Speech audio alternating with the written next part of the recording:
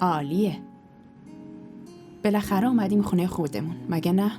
مامان اتاقمون کدومه؟ میگم بهت دخترم، فکر کنم اونجاست. آروم برید که نیفتید. چطوره؟ خونه خوبیه. اینجا اتاق ماست. اینجا؟ باش. خوبه نه؟ آره خوبه.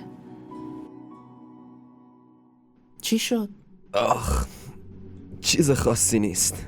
یکم خستم. الان قهوه درست میکنم. نه، نمیخواد. خیلی دیر شده. از بچه ها بپرس ببین چیزی میخورن. من لافا رو در میارم. معلوم نیست کدوم جعبه است. باش.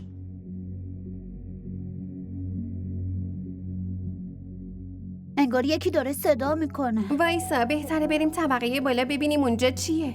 نه خیر، بالا تاریکه، من نمیام بالا. دیوونه شدی؟ آخه کی تو خونه خودش میترسه؟ اینجا خونه خودمونه. از چی میترسی؟ باشه تو اینجا بمون، من میرم برمیگردم. بیا، انگار مامان داره صدامون میکنه.